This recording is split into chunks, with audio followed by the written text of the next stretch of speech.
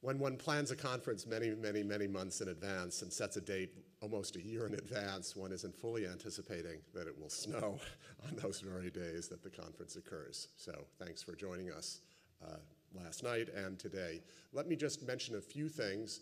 Obviously, we are starting late, in part because even AV audiovisual staff got delayed by the snow. So we are running, as I see it, we're basically going to start 40 minutes later.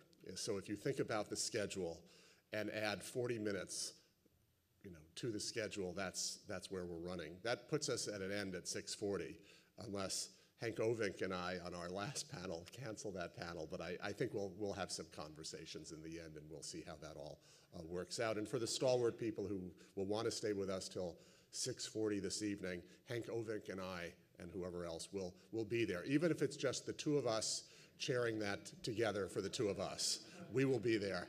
And then afterwards, even maybe before, yes, we will need lubrication.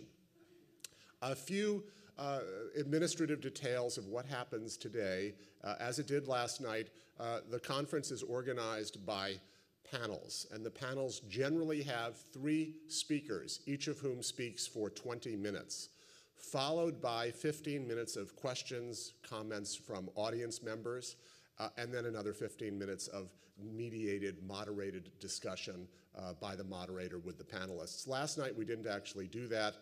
We privileged audience participation, appropriately so, and had a good discussion that way. We may try to be a little more strict on that plan today, but we'll see how that goes. But we get to audience immediately after the first hour of the discussion. There is one panel that has 2 people, speakers, rather than 3. Obviously, that's 40 minutes of direct presentation. There are 2 coffee breaks, and there is a break, and there is coffee. There is also lunch. I believe we have lunch boxes that are moderately priced and available for the period of lunch, which had been scheduled for 12 to 1, and now will be 12:40 to 1:40.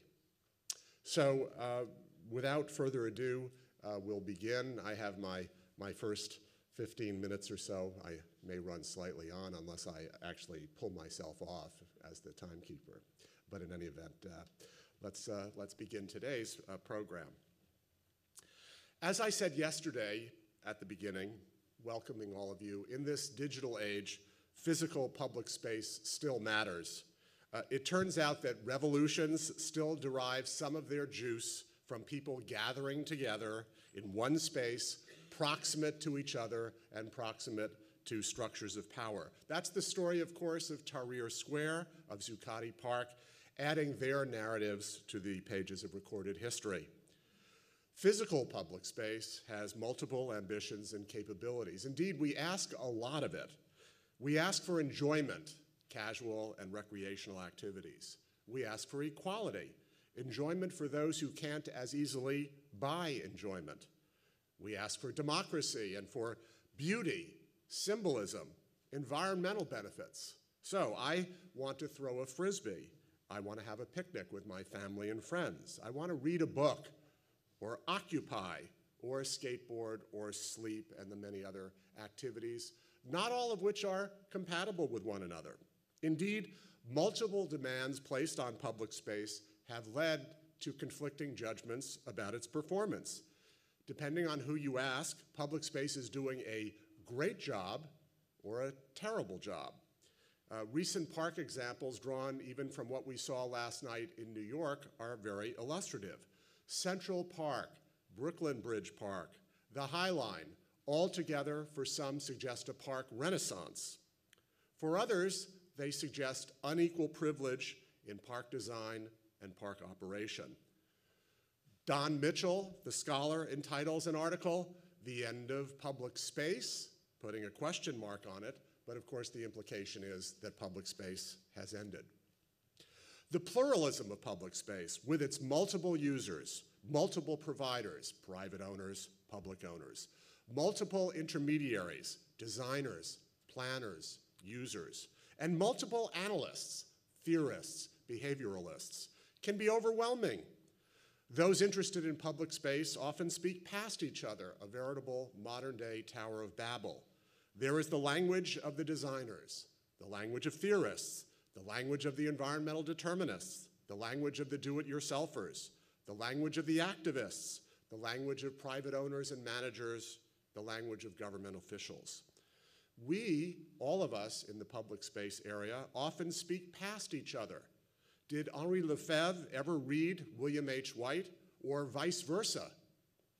As abundant as it is, the commentary stays remarkably siloed rather than porous and dispersed in ways that miss opportunities for new knowledge. Luckily, I don't have all the answers. I say luckily because I assembled a wonderful, marvelous group of speakers and moderators to provide them. But of course, they can't provide all of them either.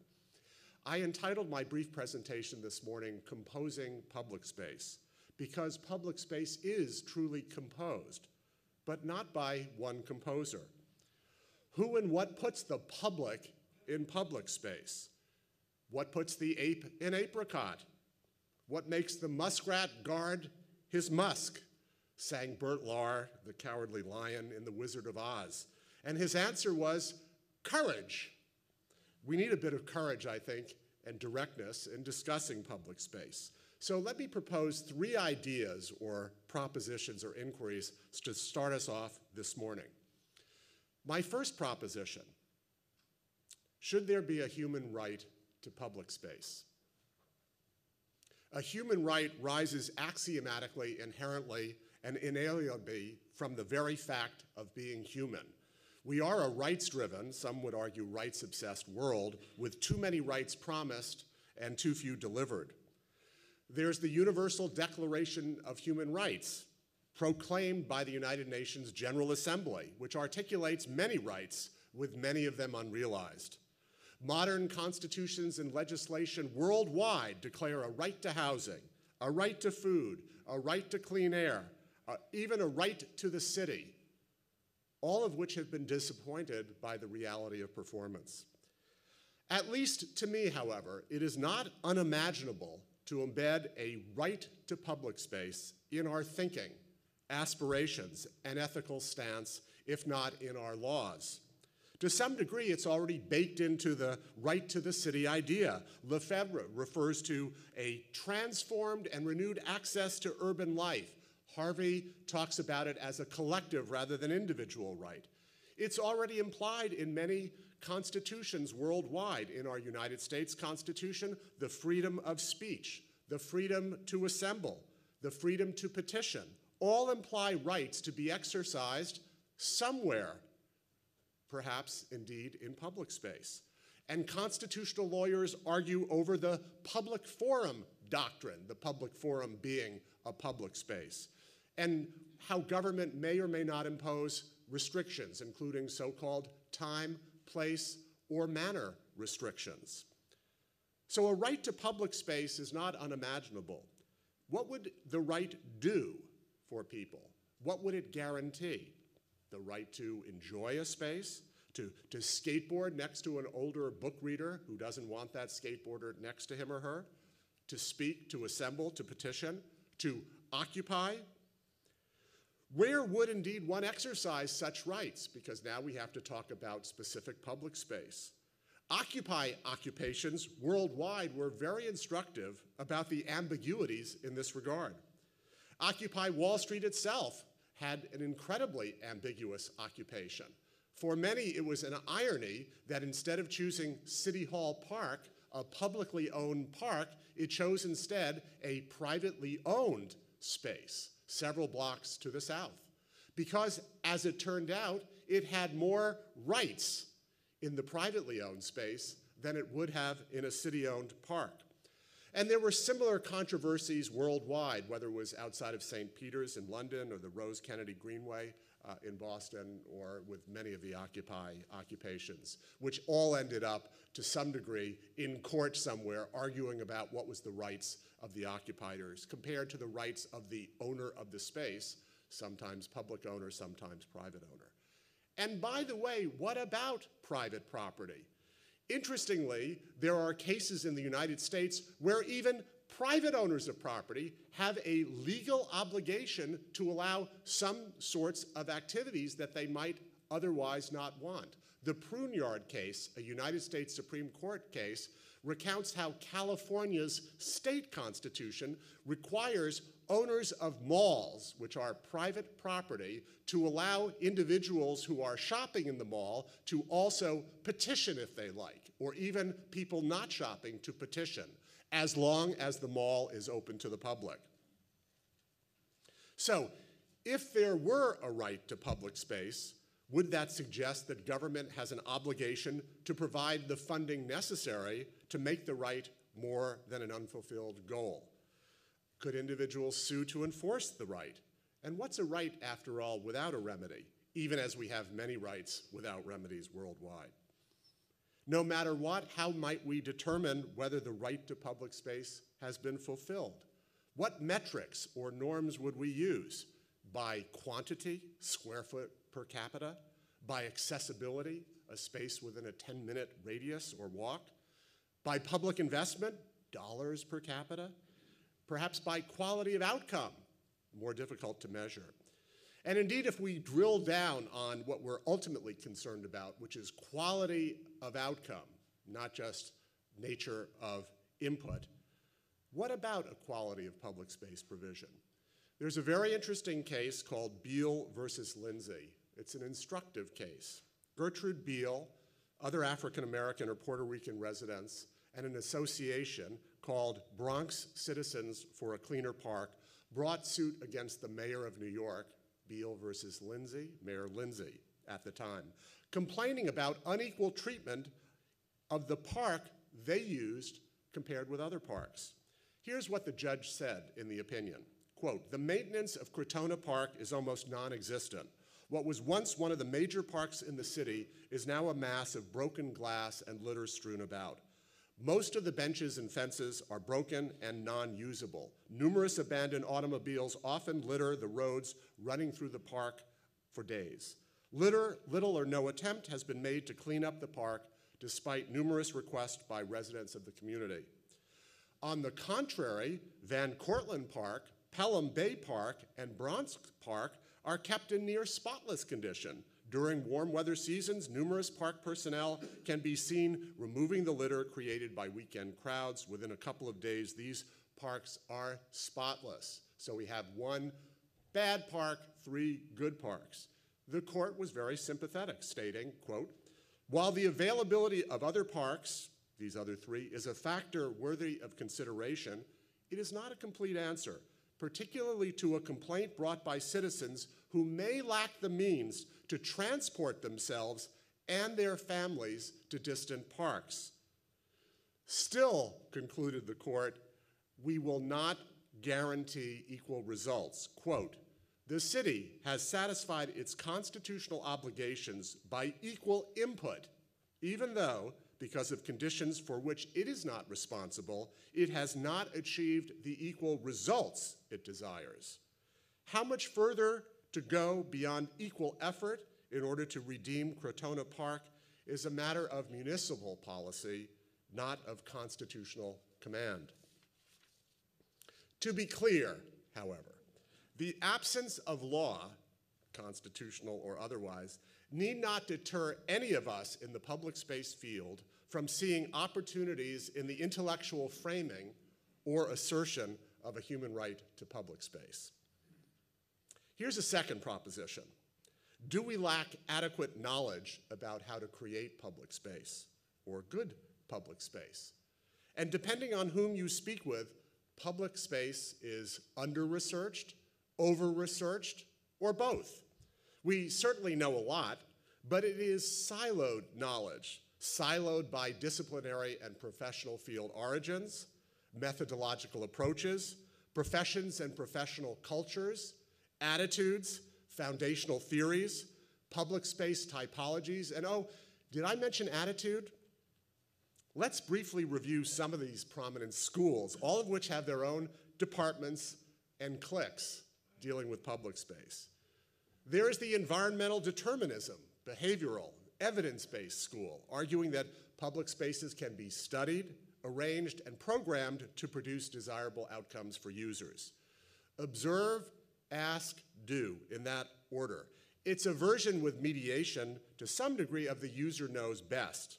Its faculty includes such individuals as, perhaps most prominently, William H. White, Jan Gale, Claire Cooper Marcus, Amanda Burden, and more generally, Kevin Lynch, Jane Jacobs, Robert Gutman, and of course the ultimate practitioners of the behavioral school are retail mall experts who earn their living by figuring out and influencing behavior.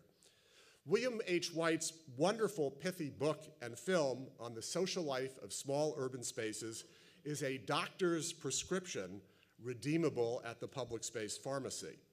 He had his ideas based on observation of movable chairs. His, by the way, science behind why movable chairs are so important is people tend to sit most where there are places to sit.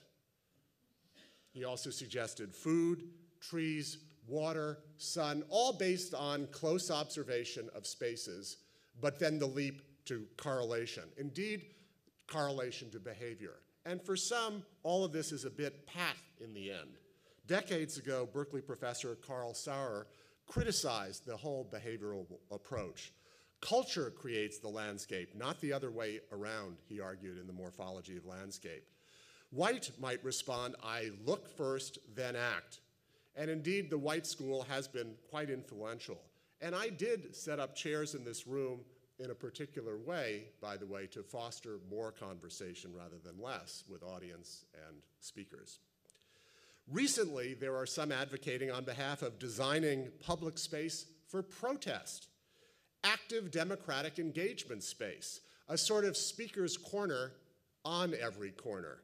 I personally am a bit skeptical of this kind of designed protest space, especially for protest that's meant to be transgressive at times. It seems to me a well-tended, well-designed, welcoming space for transgression may not exactly do the trick. Another school, the professional designer school, trained design professionals within the departments themselves, literally, architects, landscape architects, et cetera, who use design thinking and methods to generate output. And indeed, a simple recitation of recent chairs and professors in our own landscape architecture department here at Harvard, from Pete Walker to Michael Van Valkenburg to George Hargraves to Martha Schwartz, would be a fine list of people representing the trained design professional category. Understandably, designers privilege form, given their specific training and role. The critique of designers, and especially those that attract the label high design, placed as a pejorative on them by non-designers, by the way, and specific non-designers, the critique is that the designer's form doesn't always privilege or adequately privilege the user or evidence-based knowledge about users. And indeed, that's why high design is wielded as a pejorative label. There is Philip Johnson's story about Mies van der Rohe's reaction when he saw people sitting on the ledges in his Seagram Plaza. Mies was surprised, Johnson reported, because Mies never considered or worried about whether or not people would sit in his plaza. Another school is the informal, temporary, do-it-yourself school that eschews the professional observer, the behavioralist, or the professional designer as mediating forces at all.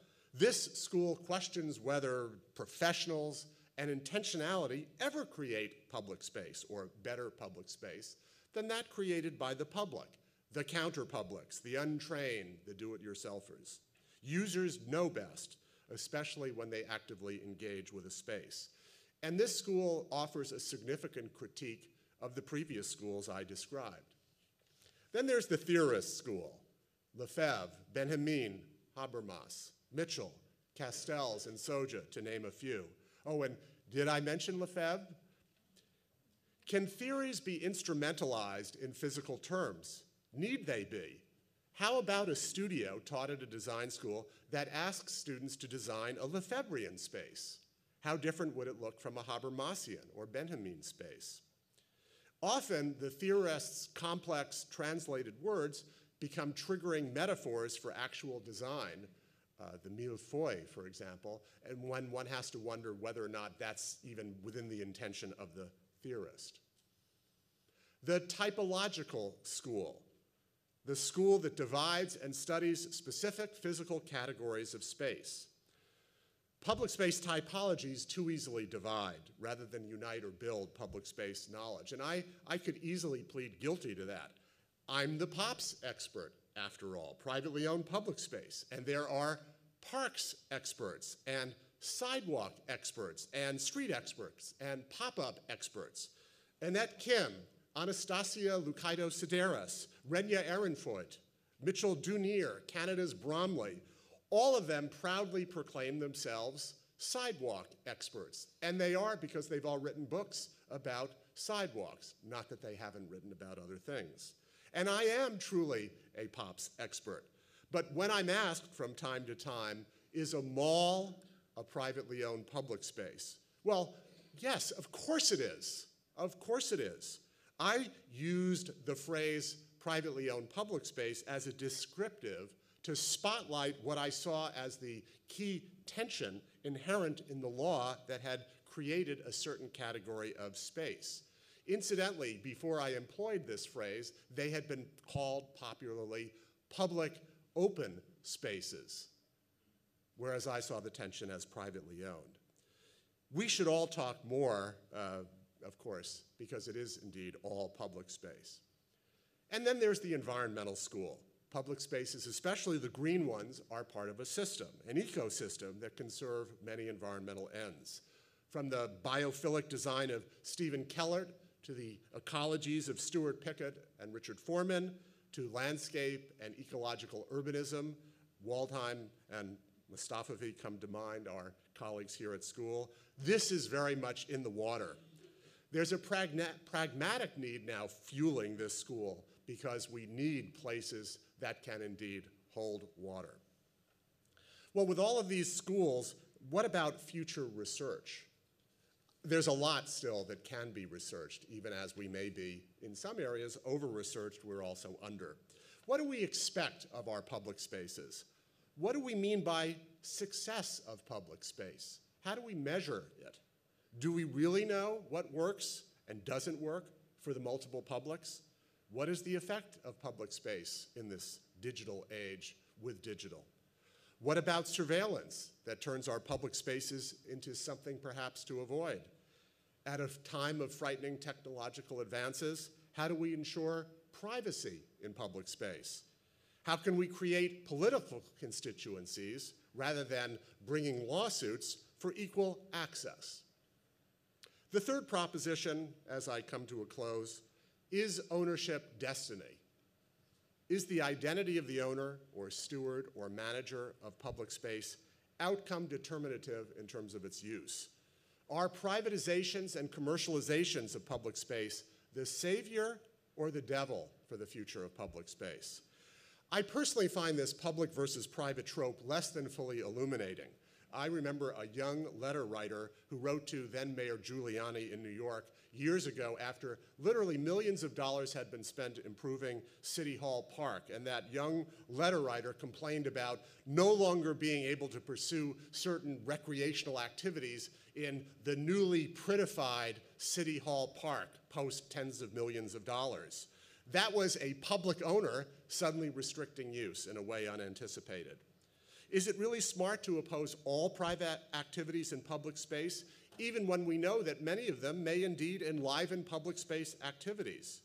And given that so many of our spaces are victims, pragmatically, of underinvestment in capital and maintenance caused by budgetary pressures that demand money being spent on other activities, should we be so doctrinaire? On the other hand, Michael Sandel, the political scientist, reminds us that not everything should be for sale. And why take the heat off the public sector to spend money as it should on public space? My sense is to avoid purists on any side of this matter. So Yahoo tells us, I guess, what, that place matters?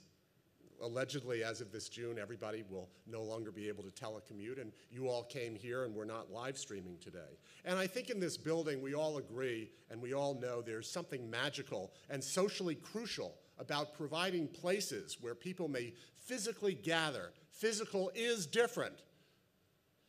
Everyone and everything makes public space. That's what makes it so exciting and so out of control and so open finally to engagement by anyone. There is vast empowerment associated with public space. So let's think comprehensively. After all, no public space is an island. Let's celebrate the hybridities of public space. Indeed, there's money to be garnered from infrastructure projects that can also be public space projects. And as the great philosopher and bank robber Willie Sutton once reminded everyone, I rob banks because that's where the money is. So greater constituencies, greater political support, greater financial support. This is a call to arms for scholars, practitioners, activists, everyone. Let's get our arms and our hands dirty. Thank you very much.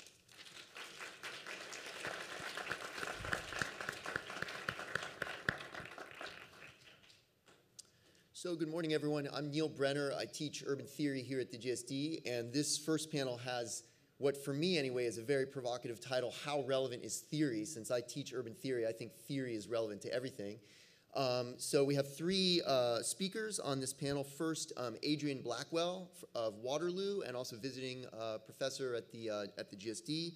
And then we will hear from John Parkinson of Warwick, and then we'll hear from Greg Smith-Simon of Brooklyn College, CUNY. So without further ado, I'll turn it over to Adrian.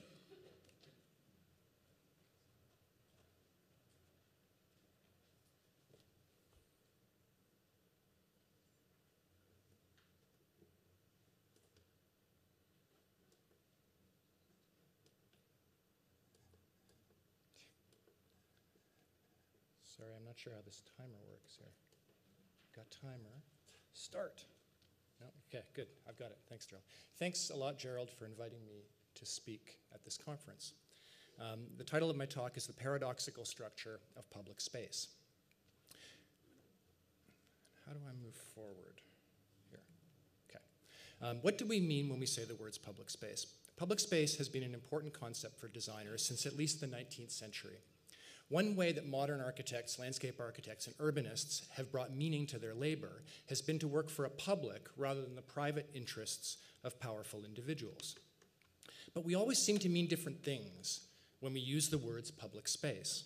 So it often seems as if the concept itself is insufficiently precise. A square is a public space, but how public are heavily controlled sites such as Tiananmen Square in Beijing or Red Square in Moscow, where spontaneous gatherings are forbidden? A mall is a public space that may provide essential and necessary space for gathering and community services, but it is privately controlled and policed. These contradictions abound in public spaces, so much so that one strategy might be to give up on the concept entirely. A second strategy, which I'd like to adopt here, would be to integrate this apparent imprecision into the concept itself, positing that rather than ambiguity, public space is endowed with a paradoxical structure. It is my contention that not only should we understand the concept of public space as paradoxical, but that this is exactly what defines public space as such. Any concrete public space is necessarily a discursive space, and the terms of a discourse are always differences and disagreements. A paradox is the limit form of this disagreement, and public space is the space between terms of a paradox. What makes a space public are the debates we have over its meanings and functions. Theory is therefore crucial to public spaces because each is constructed through both physical material processes and the theories and ideologies that conflict in its design, construction, and ongoing use. Public space is a critique of neoliberalism. If Hannah Arendt argued in the 1950s that the tyranny of society had destroyed the public, neoliberalism in turn has destroyed society and made critical discussions of public space relevant once again. Neoliberalism's disregard for public space and its relentless move to privatize public institutions appears perfectly rational according to the logic of the market. As Boris Groys states in the Communist Postscript, there are no discursive contradictions under capitalist modes of governance, because number, not language, is the final arbiter of all questions. Arendt concurs, claiming that money as the measure of virtue has destroyed the public by rendering the innumerable and unquantifiable differences between people equivalent. If this was true in the 1950s, then it should be clear after 40 years of marketization, financialization, and private indebtedness that what we have seen since the 1970s has only made the concept of the public more difficult to even imagine. The disappearance of public space under neoliberalism has had concrete effects in the spaces of the city as well. In the mid-20th century, public parks and squares were built throughout North America, broadly provided for all citizens. Postmodern urban design that emerged with neoliberalism in the 1970s criticized these spaces as overscaled and abstract, instead revalorized the streets and squares of the traditional city.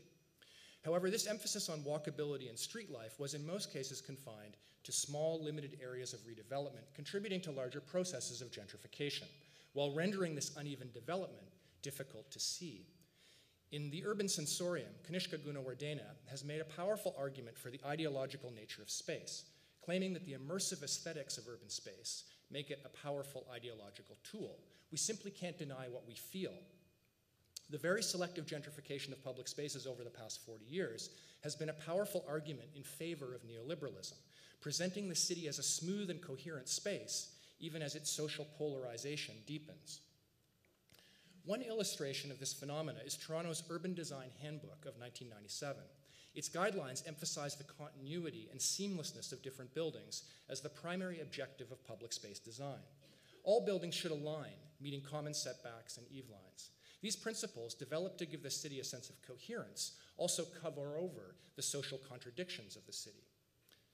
Sociologist David Holchansky and the Center for Urban and Community Studies at the University of Toronto have mapped the changing social patterns of the city and discovered a significant increase in social and economic polarization between the mid-20th century and neoliberalism.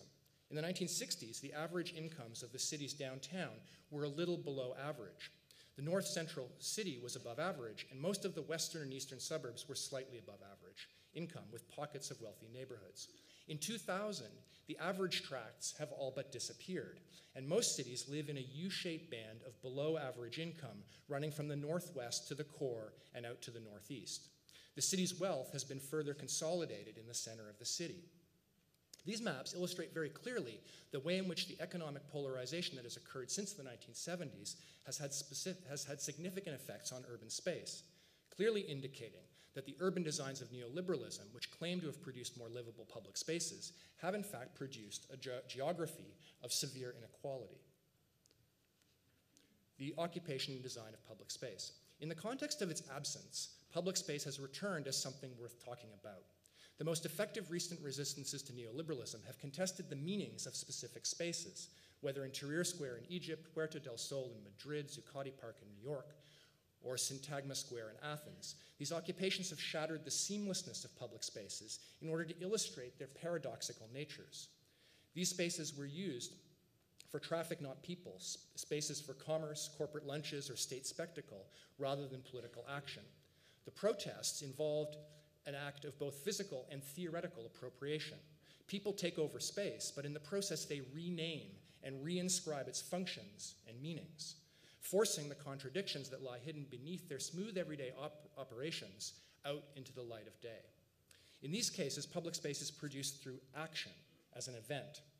So if the paradox of public space is something that can be activated through political protest, regardless of how well designed a space might or might not be, then what can designers do to make space public? As Rosalind Deutsch argues in her essay, Uneven Development, it is necessary to understand public space as a space of conflict between different positions, as a paradoxical space in which opposing arguments can play themselves out. Of course, these matters of concern manifest themselves in many forms, so that the rest of this paper will illustrate the structural paradox of public space using recent experiments in the city of Toronto. One to illustrate each of the following oppositions: representation and presentation, people and things, and the city and urbanization. Presentation, representation, Nathan Phillips Square. One of the fundamental paradoxes of public space is that it is at once a space for the representation of state power and a space for the pure presentation in which people assemble to challenge the power of government. The 2007 international competition to redesign Toronto City Hall Square was won by Plant Architect Inc., Shore Tilby Irwin and Partners, Peter Lindsay Shout Landscape Architect, and Adrian Blackwell Urban Projects. Our design was based on a careful analysis of the original 1967 project by Finnish architect Viljo Revel. Revel won the competition with a highly symbolic and functional monument to democracy. The project consists of a large public square designed for public events, surrounded by a colonnade with a raised walkway on top. To the north of the square is a large podium containing the building department, a library, and gallery on the ground floor, and councillors' offices on the second. Floating above the podium, like a flying saucer, is the council chamber, and two curved towers that rise from either side of it, mimicking the theatrical form of the chamber within urban space. Following Richard Sennett's provocative 1998 essay, The Spaces of Democracy, our team argued that the two complementary spaces of Athenian democracy were necessary poles of the democratic process: an open, inclusive space of familiar and sociable interaction, the agora, and a focused space of decision-making, which allowed for visibility and audibility, the pnyx. In this dialectic, Revel's scheme renders the square itself as an agora by adding a stoa on four sides, and makes the pnyx publicly visible as a space of deliberation floating above the square. But unlike Athenian democracy, its modern form is representational, and as a result, citizens do not participate directly in decision-making in the pnyx. As if in acknowledgement of this fact, Revel made the roofs of the stoa and the podium accessible as balconies, creating a situation of overlook and turning the agora into a self-consciously theatrical space, a space of pure presentation. In this way, the square embodies the paradoxically open and focused structure of public space that Sennett describes. The revitalization was based on four strategic ideas designed to strengthen this original conception and to render it more politically effective.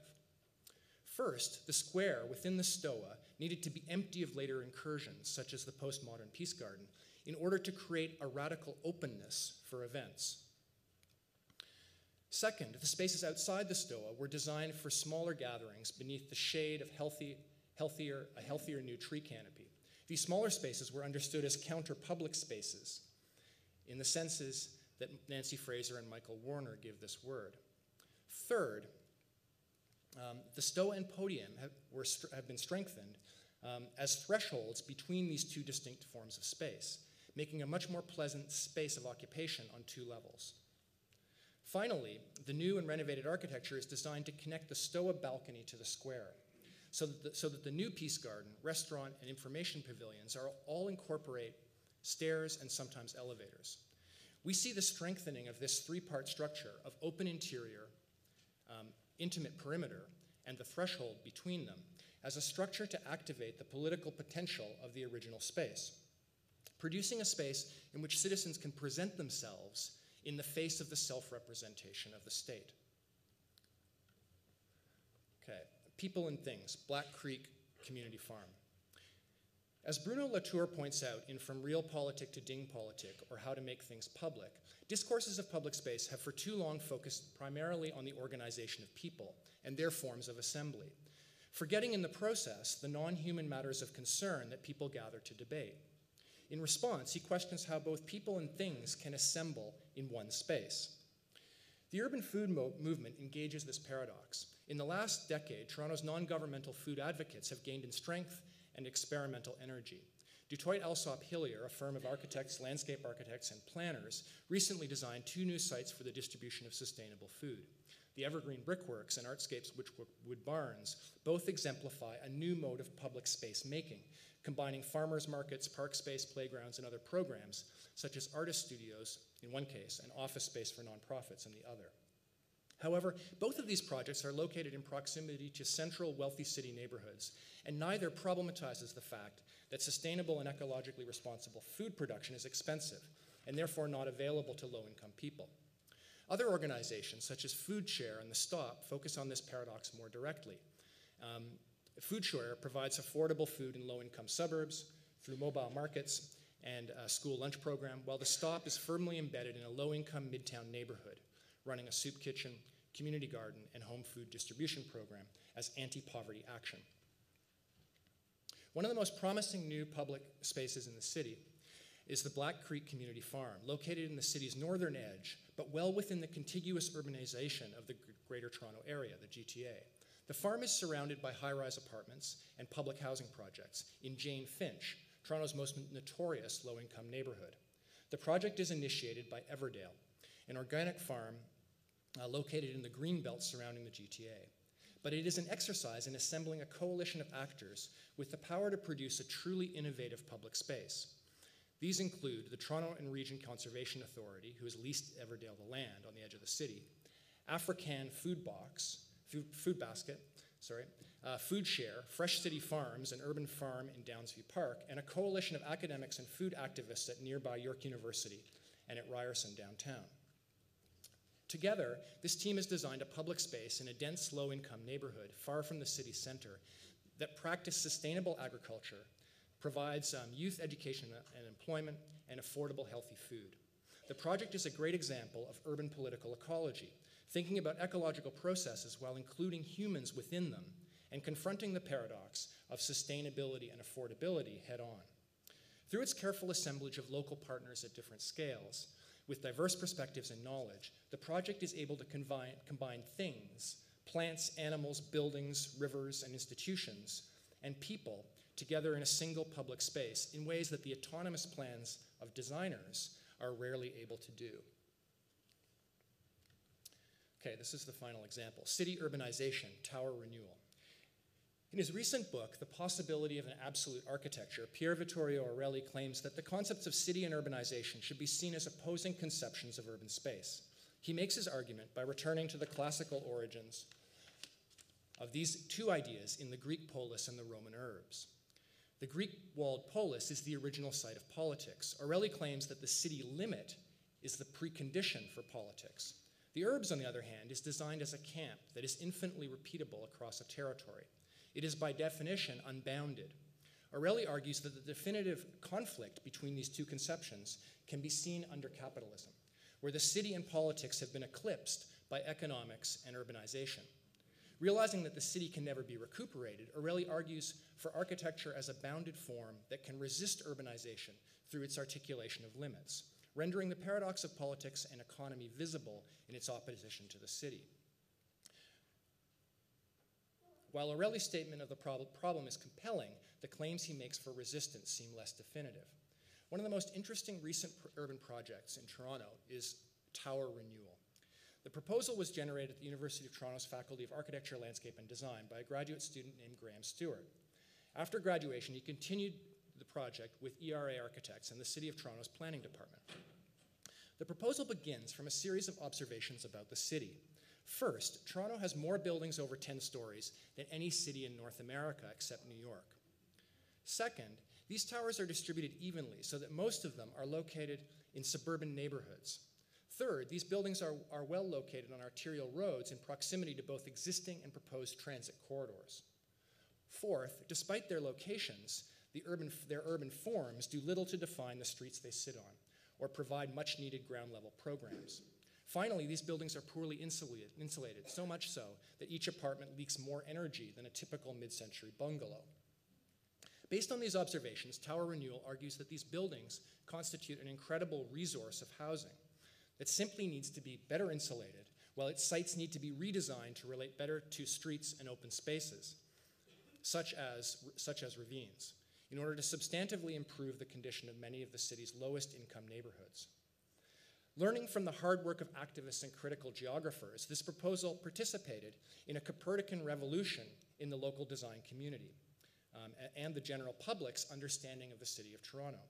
Until then, Toronto had really been understood as a walkable city of neighborhoods. Suddenly, there was a vision that could more adequately account for the globalized and impoverished neoliberal city. Tower Renewal holds up two sides of the paradox of city urbanization. Unlike downtown gentrification projects, which offer the sophist image of coherence in the face of the city's actual splintering, or Aureli's inverted vision of resistant architecture, Tower Renewal both illustrates and preserves the city's paradoxical form and intervenes in it to improve the lives of those who live in Toronto's aging high-rise buildings. The paradoxical structure of public space. Public space is nothing but the spatial articulation of a paradoxical reality. It exists only as an opposition between two true but opposing ideas. In this sense, public space is always political and evental. Jacques Rancière preserves the name politics for that moment when a wrong is articulated and that part of society that has been given no part in its governance suddenly appears. Like Arendt, Rancière sees politics as an absolutely contingent event that occurs when strangers appear together and use speech to confront a common matter of concern. The paradox that is constitutive of public space marks the poles of this concern. Without its inscription in the very matter of space itself, there is no such thing as public space.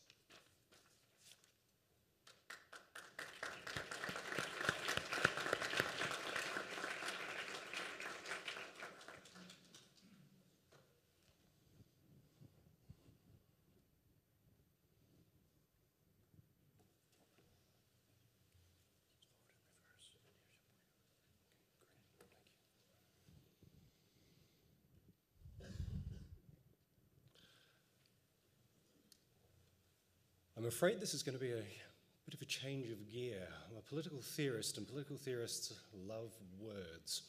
There's not going to be quite so much in the way of illustration here, and for that, my apologies. I'm going to bombard you a little bit. I'm going to try to explore how public space looks to a political theorist coming from a very mainstream political science, liberal perspective. I understand, of course, that that's just one perspective, but I want to use this to highlight what for me are some of the interesting contrasts in the way that the concept public space is used and could be used, partly by my discipline, but also by some of the other disciplines here. But I'm going to start you off with some very complex philosophy by two late lamented American philosophers, Jim Henson and Frank Oz. I want you to imagine that you're 4 years old, maybe 5. You're sitting down in front of the television, and Sesame Street has come on. And in amongst all the Fuzzy Bear and Cookie Monster, you get to one of my favorite parts, which is, I want you to imagine the song going in your head. One of these things is not like the other. One of these things is kind of the same. I'm going to put up 4 pictures. I'd like you to imagine yourself in that position. You're the 4-year-old sitting there in front of the, one of these things is not like the other. Which one is it? Which one's the odd one out? Try and react just straight away. Think which one of these is the odd one out. And then I'm going to ask you to indicate what your choice was. Which one's the odd one out? How many choose top right? How many choose top left? Bottom right? Bottom left? Interesting.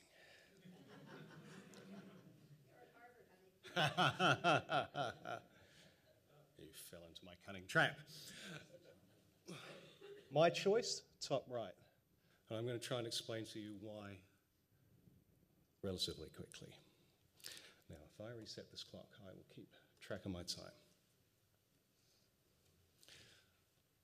What I'm going to argue is that democracy in particular requires very, very particular approaches to public space, that not any public space will do. When we're thinking politically, there are very specific kinds of performance that democracy requires be performed, and that certain spatial forms support those practices and limit the ability to perform other kinds of things.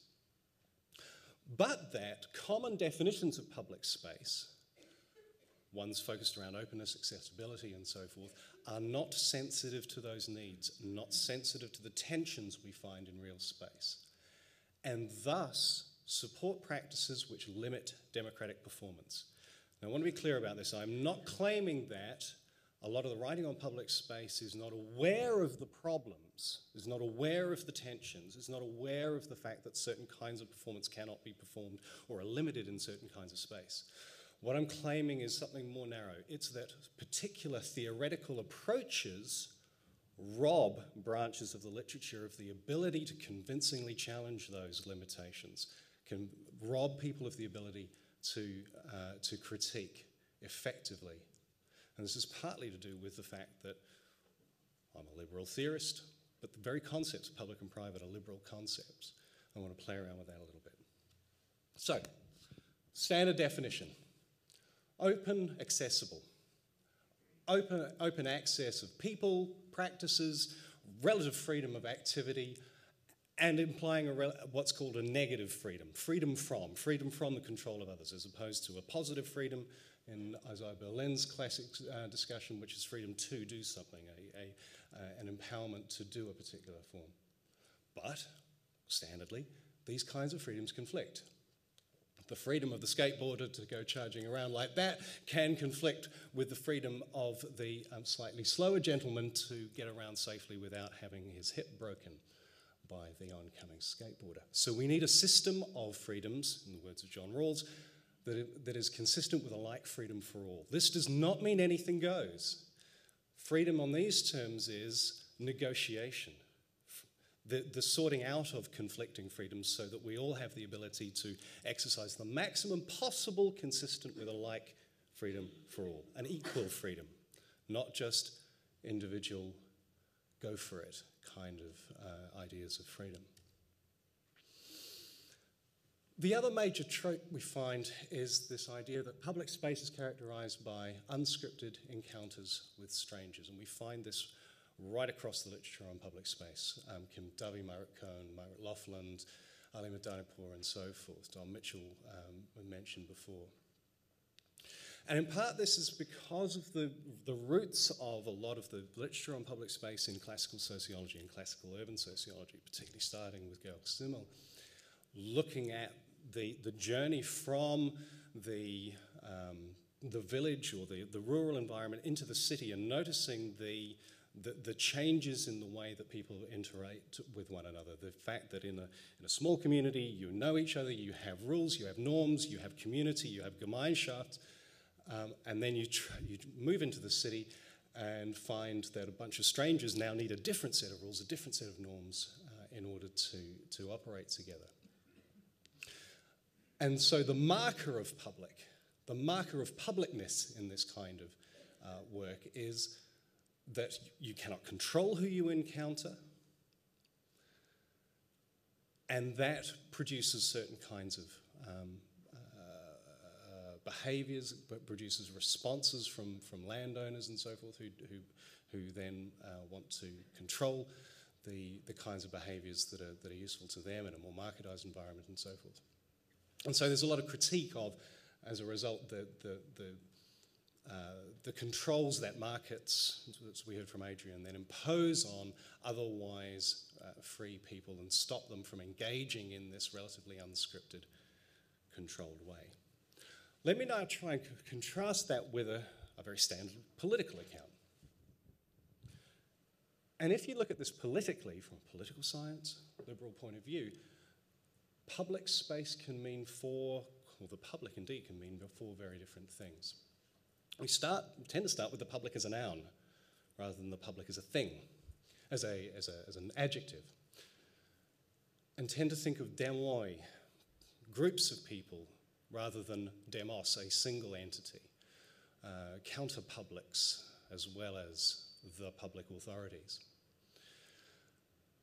And we then think about the way in which those people make claims on each other, how they negotiate these conflicting desires that they might have, the conflicting freedoms they might have. And they might make claims on collective resources, air, water, and so forth, the public goods, infrastructure, and so forth. We might think about things that have common impact. So using the language of economics for a moment, think about externalities, which are the spillover impacts that my behavior might have. So standardly, the built environment itself is public space here. The built environment has a big impact on the amount of light and air and the quality of that light and air that I get. And so private behaviour, privately owned buildings are automatically part of public space when they have those kinds of impacts. And then we think about the public sphere. Two broad kinds of approaches come up here. We can either sort of think of a standard liberal one as being that space in which we resolve conflicting preferences, resolve the arguments between each other, or a more Republican, I'm thinking I'm using these terms in sort of classic philosophical ways rather than sort of the common discourse, liberal versus Republican kind of ways, of discovering a common good. So there are four distinct ways in which we would think about public space. An important point of all this is that a given space, a given physical site might be public in 1, 2, 3, or 4 of those ways and still be public. So the idea that there's some kind of, that public space is paradoxical for me is, well, that's perfectly natural, of course, because there are 4 different kinds of ways of thinking about what public is.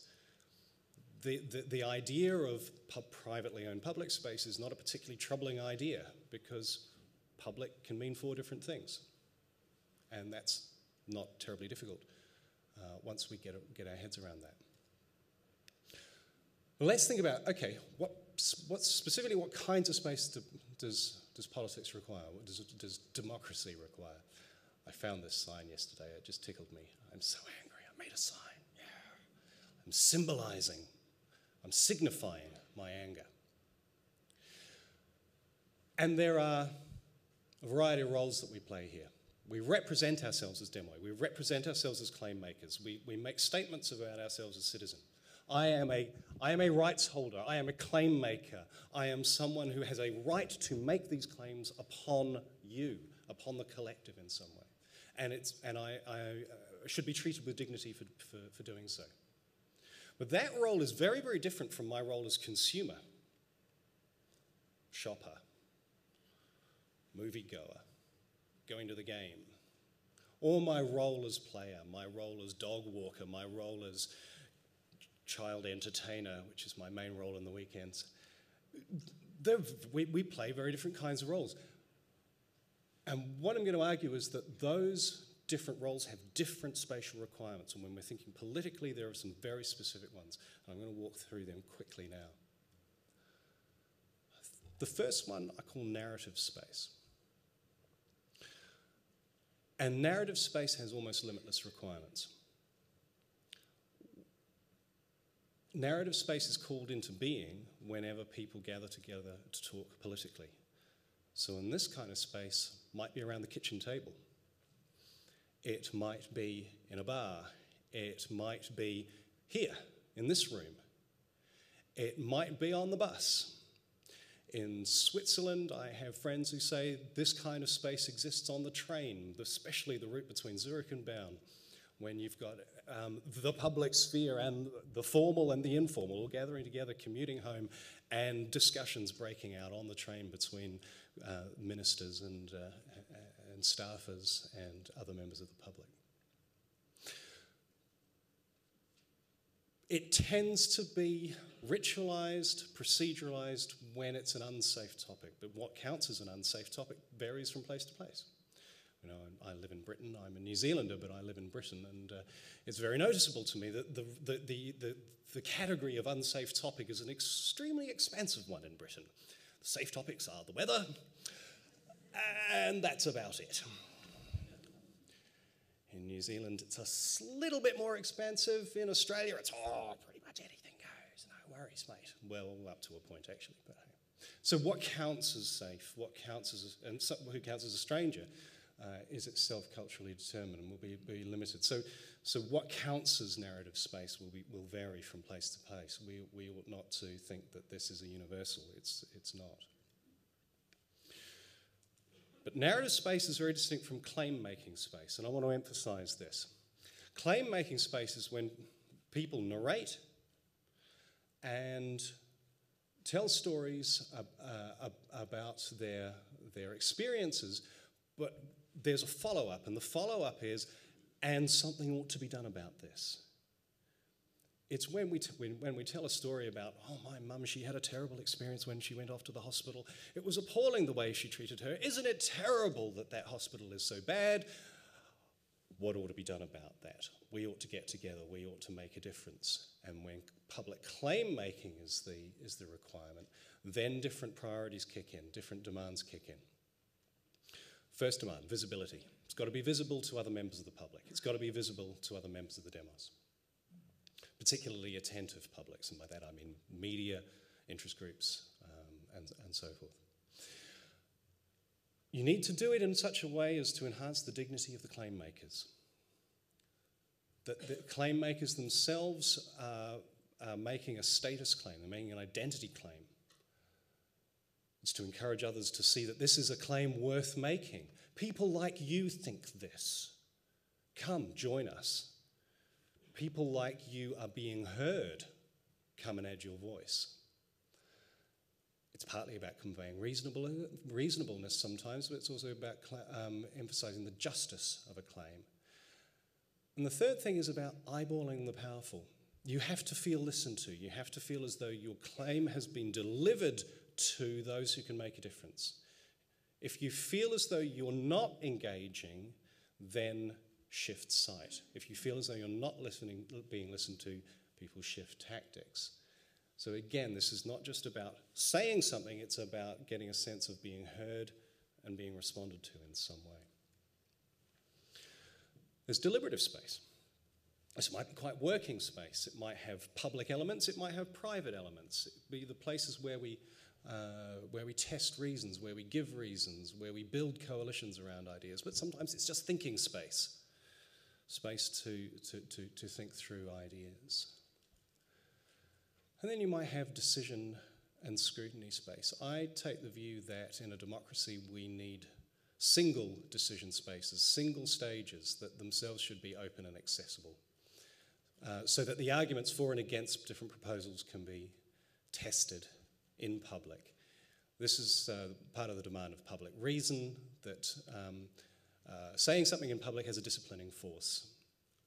Some things are simply unsayable in public, and so if you need to defend a position and find you can't look the other in the eyes and say no, then that has a certain moral force, that has a certain moral reigning. I'm running a little low on time, so I won't go into this next thing about what happens when deliberative spaces are separated from decision space. There's some very interesting work being done on the US Capitol about this, about the historicization of the US Capitol, and it's fading into the background as a site for the work of democracy, and its re-emplacement as a sacred site of the American civic religion, to use a term from Robert Bellah. What does this mean? Here's my radical claim. Democracy and active citizenship requires space for the demonstration of the scale of public displeasure. You need large, relatively flat and unimpeded spaces in capital cities, in the sites of public dignity, in the sites of the symbols of national significance, to clothe your demands in those symbols of citizenship and dignity, whatever they happen to be in your particular locality. And it needs to be big enough to be able to gather large numbers of people into that space to demonstrate the scale of public anger. That it's not just the guy saying, I'm so angry I made a sign, but hundreds of thousands, millions of people waving that sign, saying, look. But that the standard injunctions from the social perspective, from this encounters with strangers perspectives, fail to provide or support that space. Instead, what you get is this. Some of you may recognize this as Chater Gardens in Hong Kong. Frequently celebrated as public space. It's a particularly quiet day when that photo was taken, but on the weekends this becomes a major site for the gathering of domestic workers in Hong Kong, particularly Filipino domestic workers, and the space just becomes full of people having picnics and so forth. And it's celebrated as a space for a counterpublic, for a despised counterpublic to gather and engage. And that's true, and that's valuable, and that's great, but it also happens to be the largest public space next to the Legislative Council in Hong Kong, which means that people have a gathering point, they have a marching point, and when they get to the Legislative Council, this space will only take about 5,000 people in isolated pockets. You cannot demonstrate the scale of anything in this space, and you don't get the sense of engaging with the powerful. You don't get the sense of coming up and rattling their cages. Now, I'm running very low on time here, so I'm just going to very quickly point out some examples, and perhaps I can talk about some of these things later. But for me then, I was struck yesterday very much by the claim that in Gerald's examples, that there was good public space and bad public space, and for him, the bad public space was relatively open, unprogrammed, uninviting. And yet, for me, from a political point of view, that's precisely the kind of space we need in certain locations, for certain purposes, for certain kinds of audiences. And I've got some examples, particularly from the Australian Parliament, which is often sort of held up as this marvel of democratic design. I think is one of the most mendacious democratic buildings in the world, and the same goes for the National Assembly for Wales. I'd like to celebrate Ottawa, Parliament Hill in Ottawa, partly because it's a working space. It has not been historicised. It still functions as a space for protest. You can protest right up to the doors, right up to the main steps, and politicians come out and engage with people. Right there, you get a sense of immediacy. Parliamentarians are the ones who are defending this against the protests of the security forces who want to shut this all down and impose perimeter security. And they say, it's Canadians' parliament. You can't shut this down. It's not yours. It's theirs. And that gives Canadians a sense that that they're not so isolated, that their politicians are listening to them. I'm going to leave it there. Thanks very much.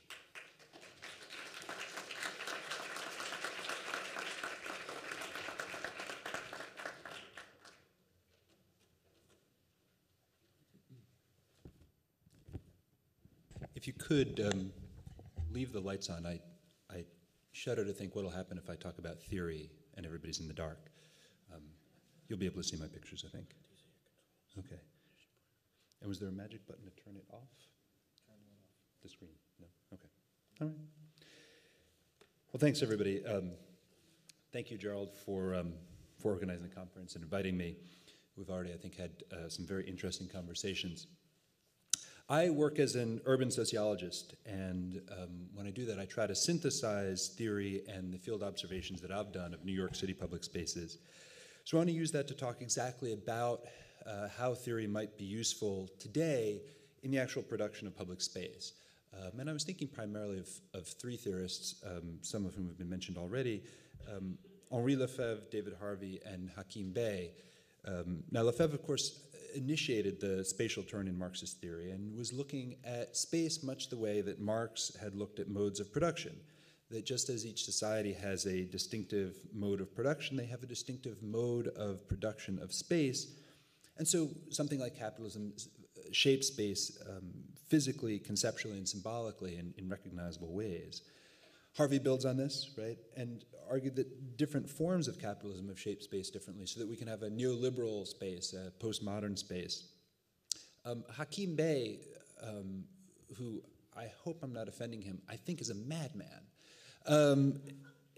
I think like a generation of contemporary activists was unwilling to wait for the kind of large-scale social revolution that Marxists like Harvey and Lefebvre required. And so he was looking for temporary anarchic manifestations of the revolutionary moment in the present. So Bey pointed to places that were temporarily out of control of the state, anything from pirate hideaways to squats to buildings occupied by protesters.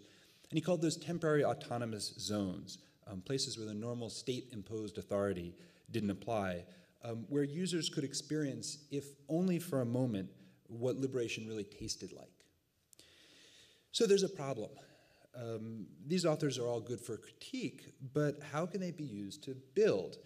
And I think about the perspective of friend and colleague Cynthia Kaufman, who describes herself as a feminist and a Marxist, and says that as a feminist, there are lots of ways that she can work on everyday things and be working on feminism, right? So she can work at a women's center or do abortion clinic defense or work against domestic violence, and she's doing feminism.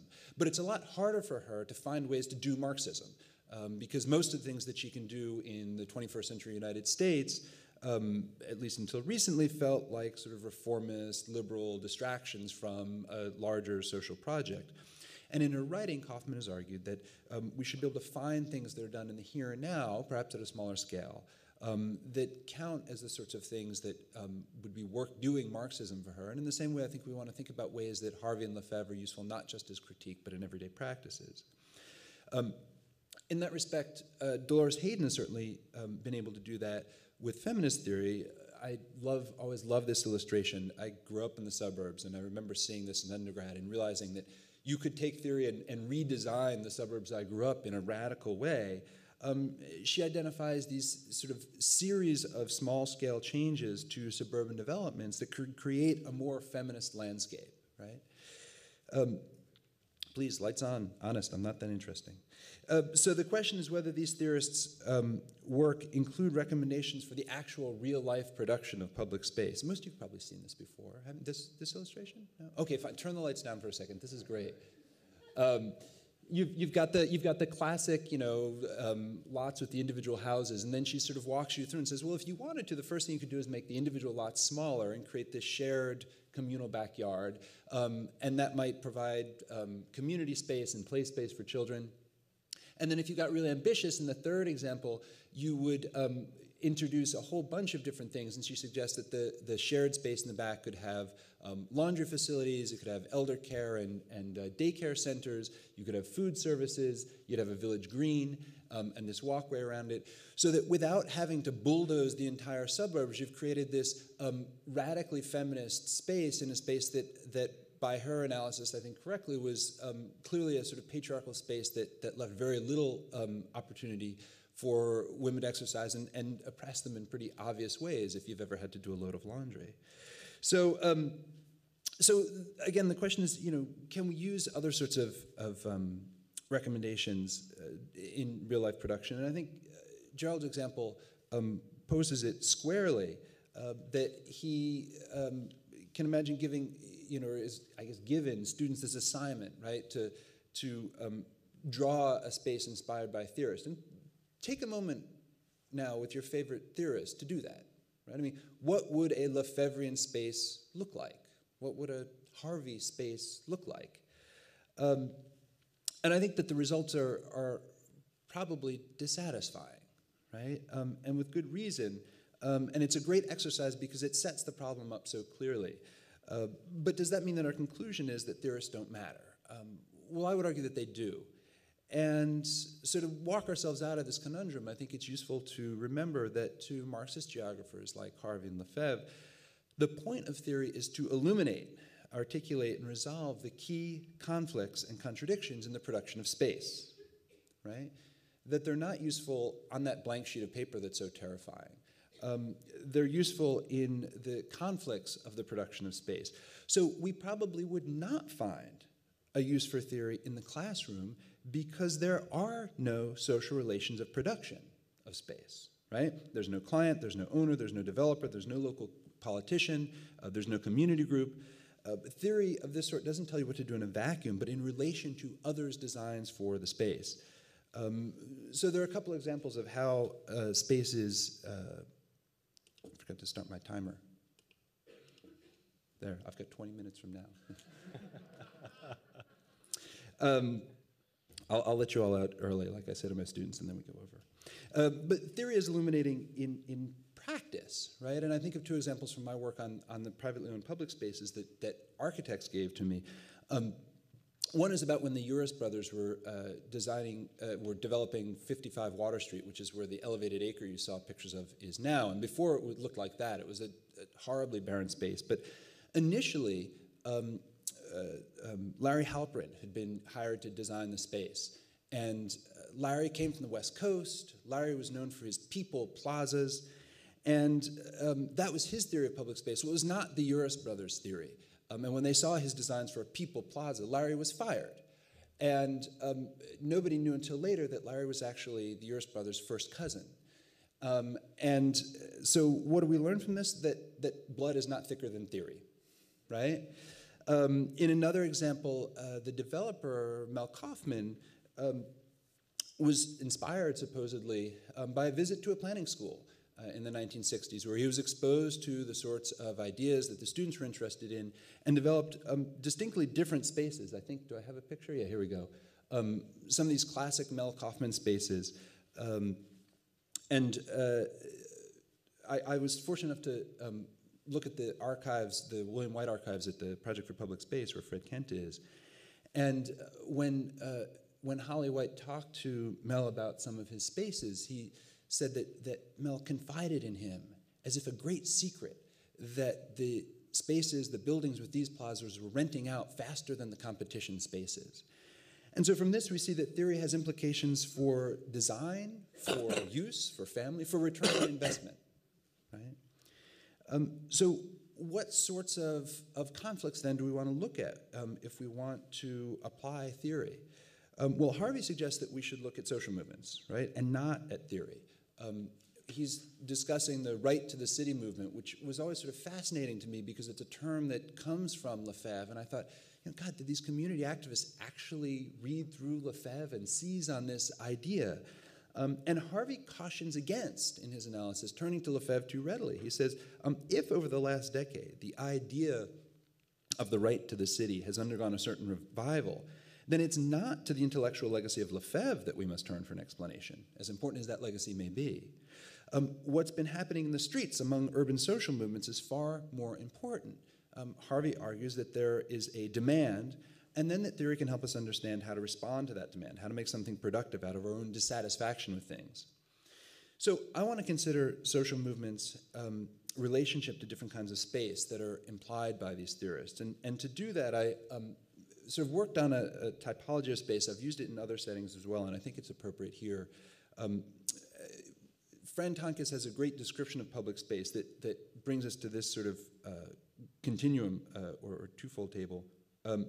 She says that while the primary ideal of public space is based on equality of access, the real life of public space suggests that these are not constituted purely in terms of access, but are organized through forms of control and exclusion.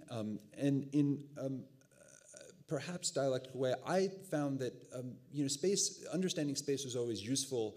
It was always useful to look at what you weren't looking for. That if you looked for access, you couldn't understand spaces. But if you looked for exclusion, they started to make sense. You know, I'm not an architectural photographer, but I found that when I took pictures of empty spaces, the photos weren't really useful. But if I had people in them, I could show you how empty they were. You know, if you have one person playing a violin at the top of the 55 watt, you see how vast and empty it is. If there's nobody there, you just say, oh, yeah, nicely built. So what do we get if we have this continuum of control, whether control is more private or public, and then who is excluded, whether everyone is excluded and no one is excluded? And I came up with this working on looking at the privately owned public spaces that Gerald talked about. So the idea that you have a public space from which everyone is excluded is sort of more the norm for the spaces I looked at than the exception.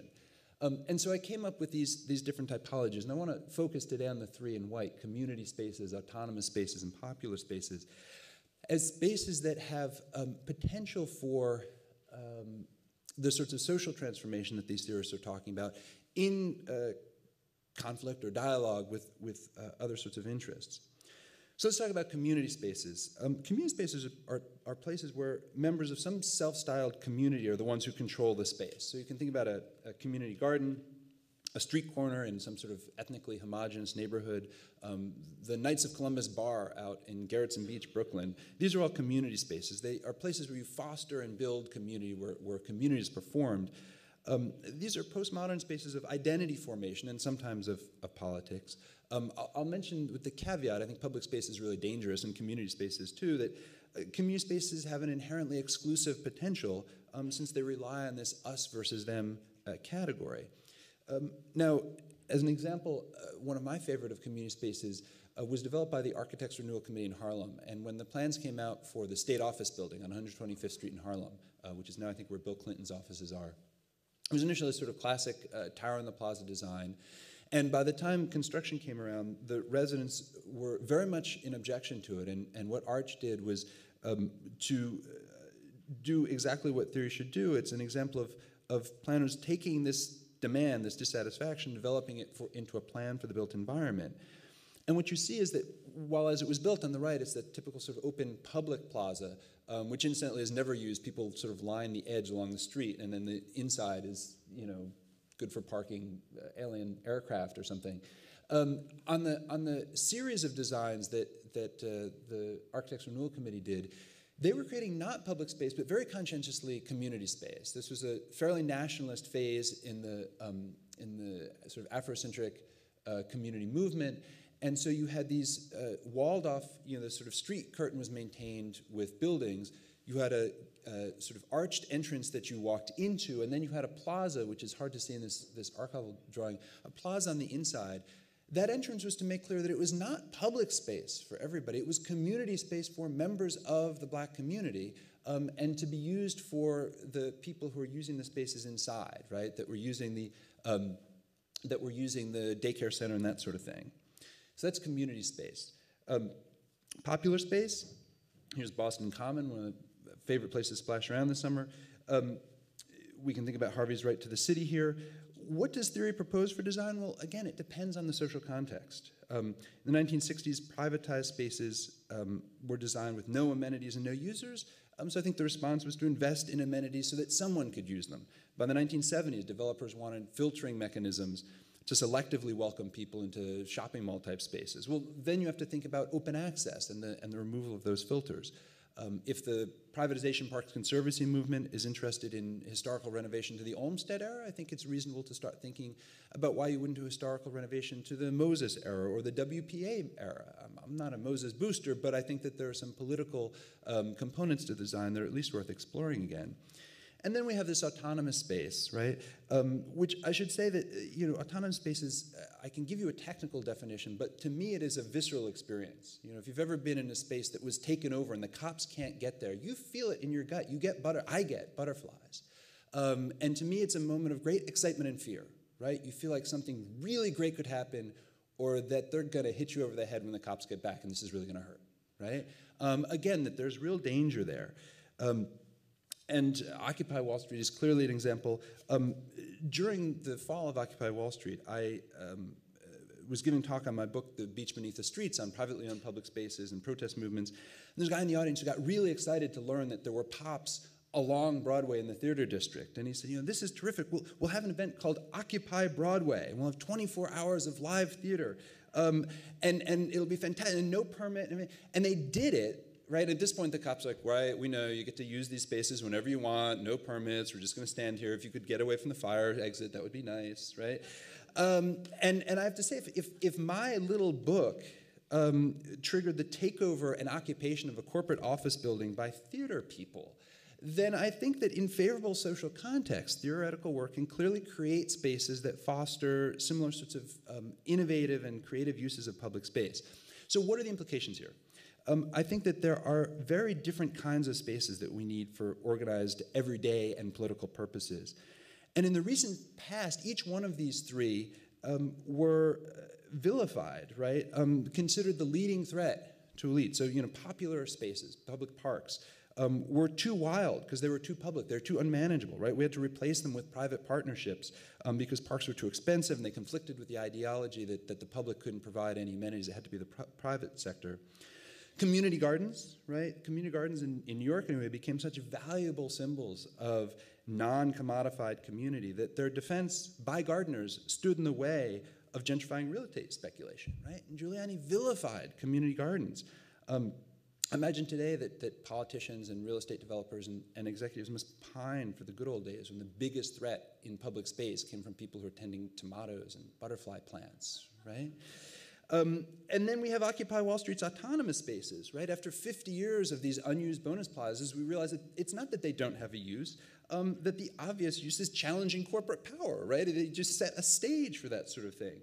But it means that at each point, some of these were impossible to use. And I think some people have worried that the next round of space is going to clear out the types of spaces that you can use for an Occupy-style occupation, thinking about the new rules, which I'm curious, there are very specific rules about what kinds of signs you can put up, and I'm wondering if they went through the whole process, but that's a separate conversation.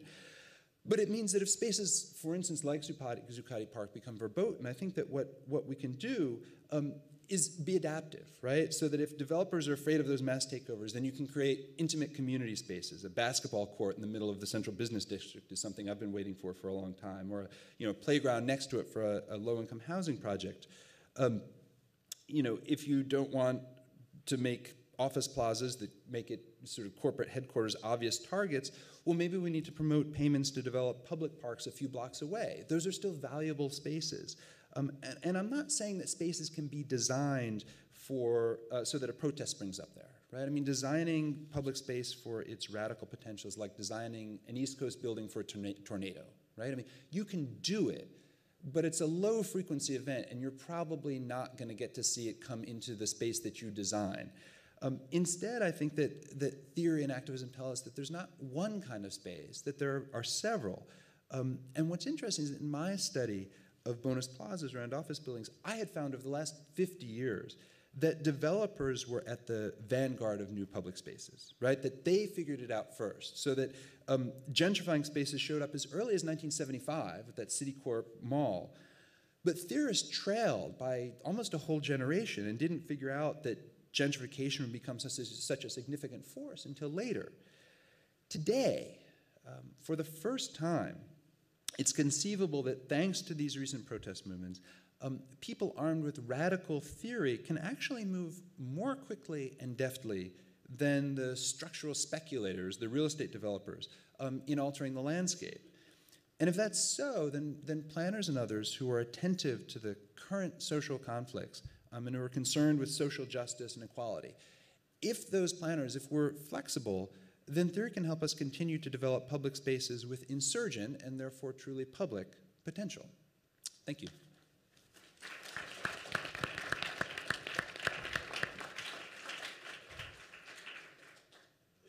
Thank you all. This was, we have a lot of material to discuss, so the plan now is to come up and sit in these comfortable chairs.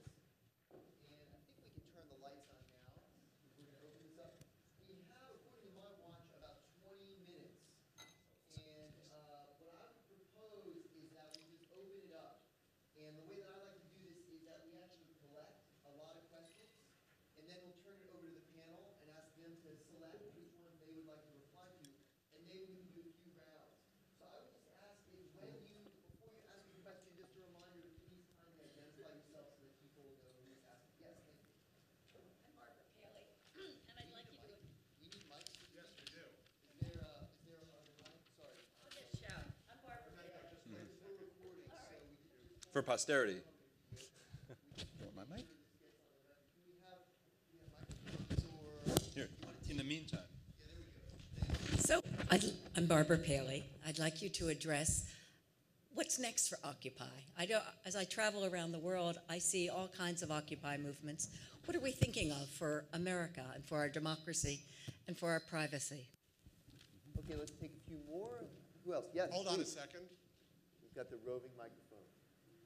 This is the task of the conference chair. Hello.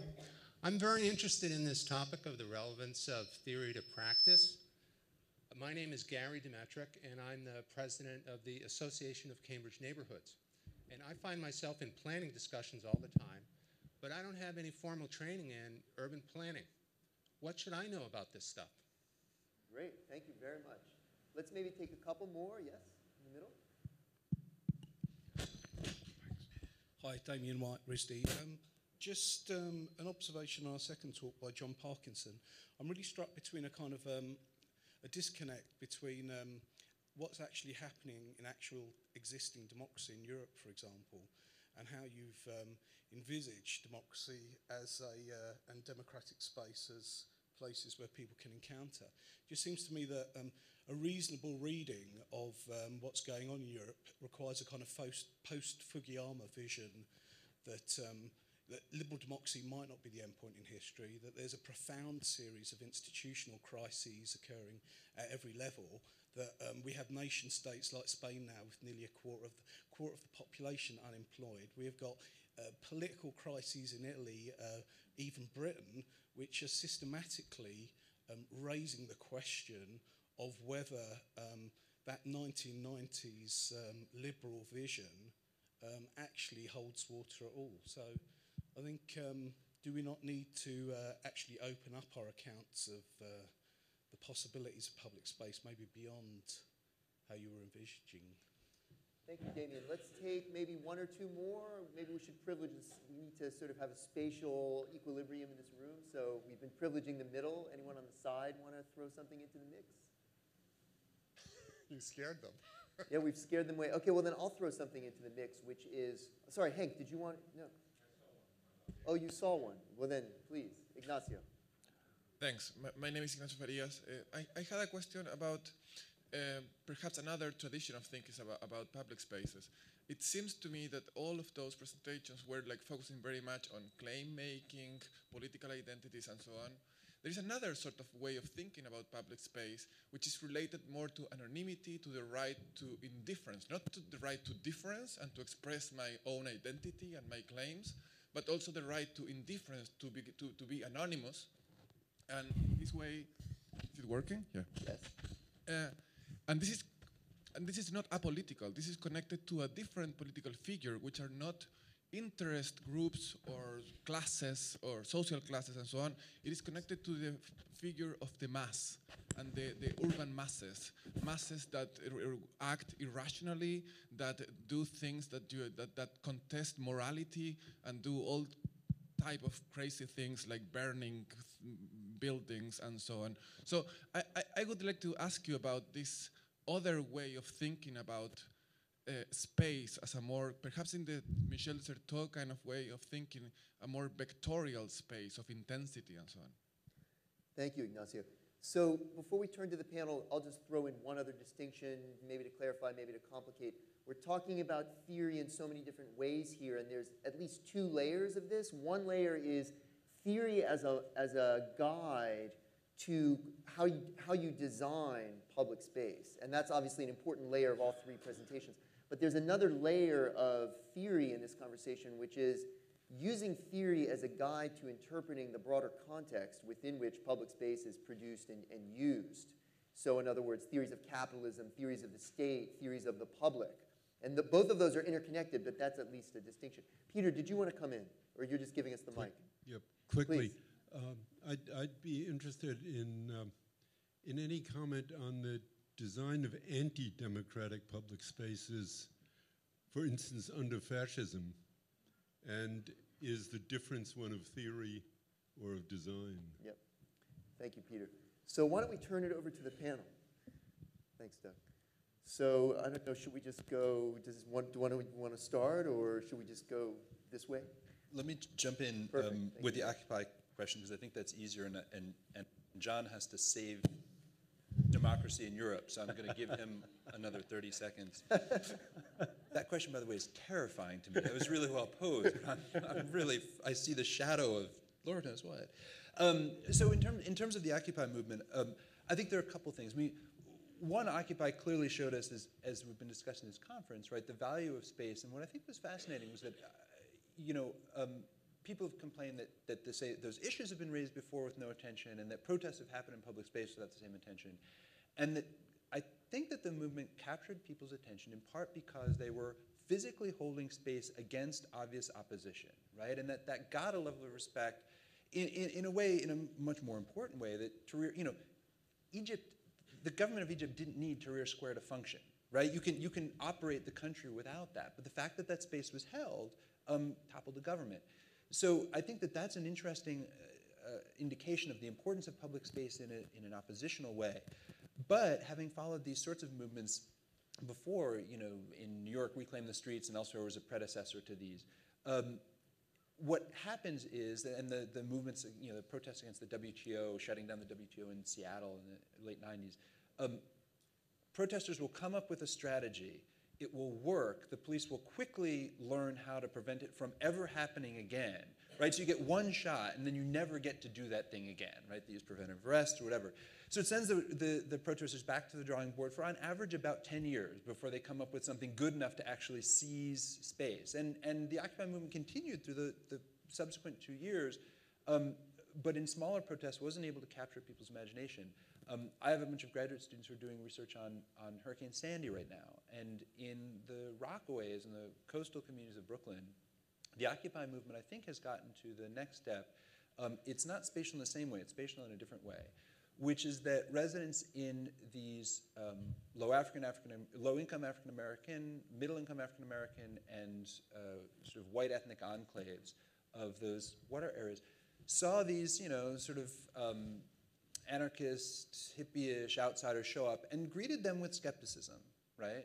And then saw people put their money where their mouth was. And I've had numerous residents from the Rockaways sort of say, look, Occupy, that was all fine. They came, we're very closed off, but they proved themselves.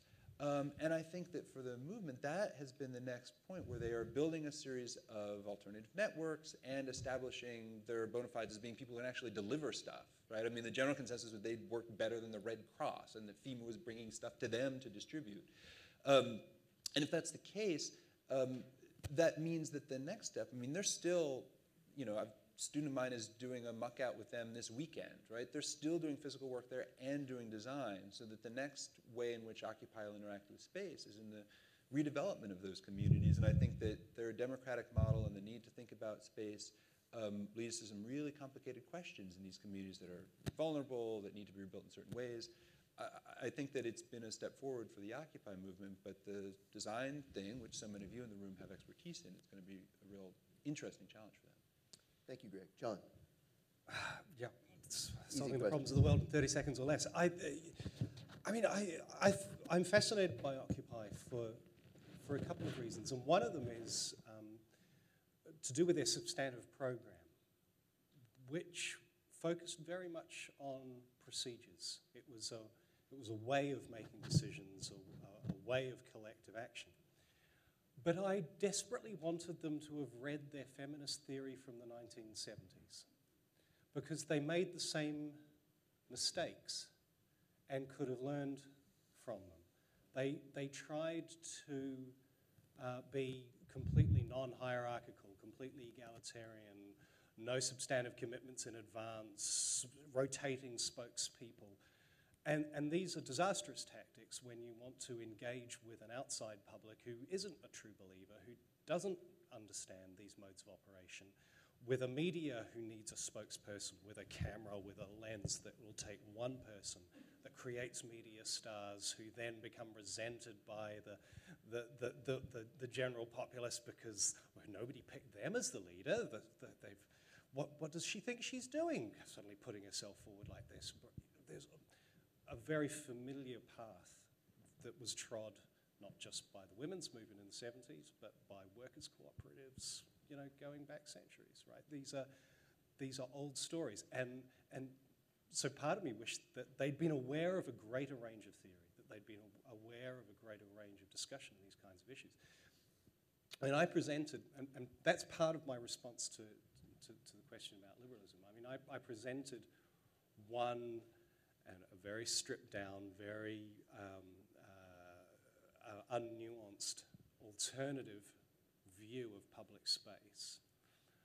Actually, my plea is for more pluralism. My plea is for a greater awareness of the variety of relevant considerations. And some of those are theoretical ones. Some of those are about understanding motivations, understanding political salience, understanding a variety of political concepts, rather than social ones.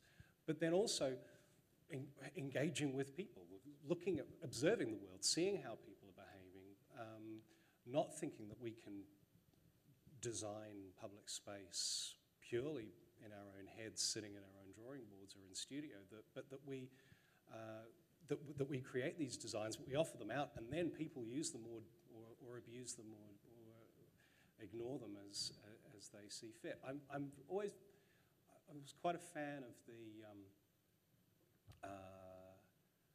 My first degree was in English literature and anthropology, and I was, for brief moments, a good post-structuralist, fan of Roland Barthes. And one of the bits that struck me there was the death of the author. The idea that authorial intent only gets you so far in literature, but the same is true in architecture and in planning. You can have all the great intentions of the world, but how are people going to use it? And that's a much more variable thing, and that requires us to be alert to a much greater range of theory and practice. And that's then part of my response to Peter, I guess, is that the buildings designed by dictators are almost never used in the way that the dictators imagine. They're used by dictators when they have the state apparatus to be able to maintain that use. But once those kinds of apparatuses break down, then people start to reuse those spaces in interesting kind of ways. I mean, so one of the examples there, you might say, it's commonly asserted that Haussmann's Paris exists as a means to assert control over the populace of Paris. But it also facilitated May 68. It also facilitated the mass protests, the mass gathering, the mass uprising in 68. So, it's never straightforward. It's never the case that a single form is going to be used in a single way according to its designer's intent. It's always going to be the case that people will reuse in sometimes surprising and creative ways these spaces. Thank you, John. Adrian. I'll start with the question about Occupy. I mean, the next move for the Occupy movement, as I understand it, is Debt Strike, which is a project for a debt jubilee, right? A mass movement to default on debt. And I think it's a very interesting and very incisive attack on the privatization of public spaces and institutions over the last 40 years. I think one of the most interesting recent emergences in theory is the focus on debt by people like David Graeber. Maurizio Lazzarato wrote a great book about the rise of indebted man, where we understand neoliberalism as a process of financialization. We should understand it more properly as a process of indebtedness. And what that indebtedness does is it privatizes everything by tying us to the private spaces of our mortgages and homes. And so I think that although Debt Strike is a lot of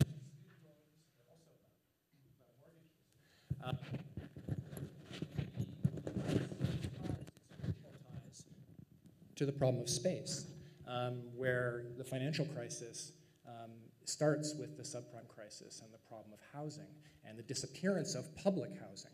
So I think we can easily tie the current movements of Occupy and Debt Strike also to the problem of public space.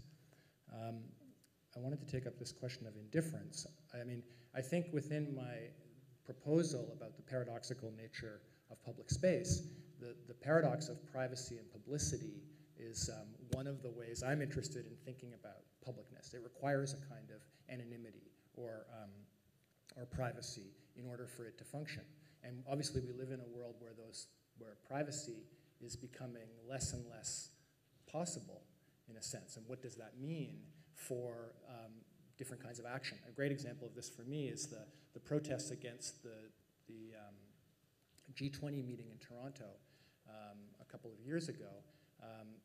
There were activists in Guelph, Ontario, who were infiltrated by the local police for a year in advance. The police lived with the activists for a year in advance of the events. And so clearly we need to defend privacy if we're interested at all in the question of publicness.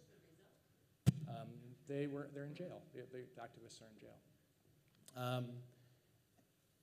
And then this question of the two ideas of theory, I wasn't quite exactly sure, but I get the sense you're saying theory is a guide to the production of space, but also the analysis of existing spaces. And I think what I'm interested in with this notion of the paradox is that the paradox is primarily about the articulation of paradox, which can be about articulating the paradox that exists within an existing space, or it can be about trying to design a space that accepts and engages its paradoxical nature.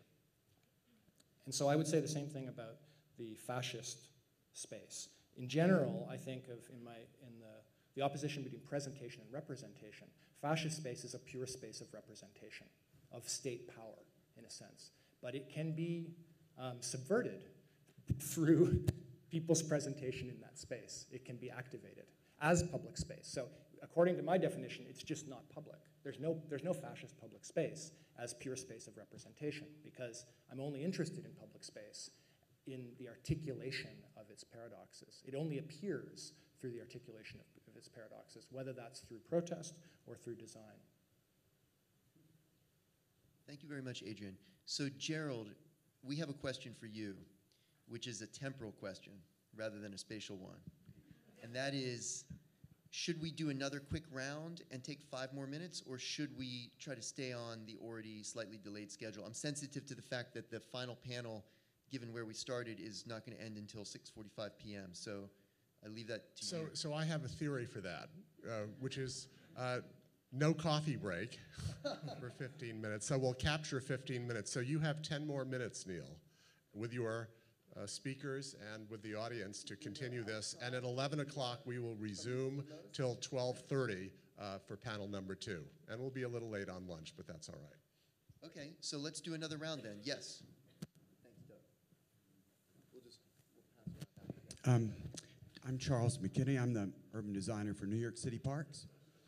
I'm very interested in you addressing a very potent question. Would it be possible to have a rule-free public space?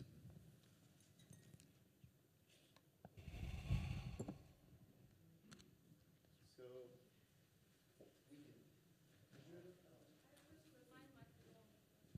if you can make it medium length, that would probably be appreciated.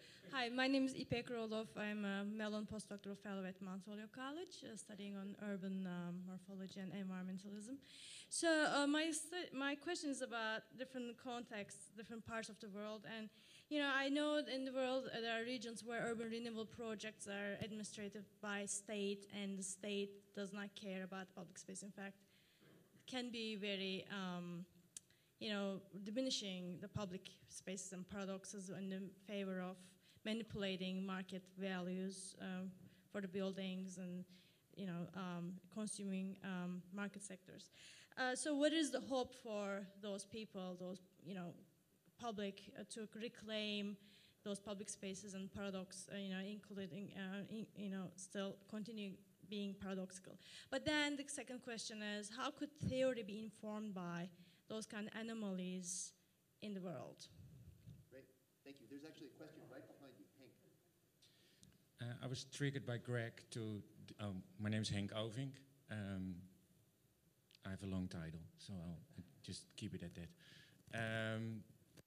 I'm triggered by the notion of Occupy and its new means on Sandy, as Greg posted.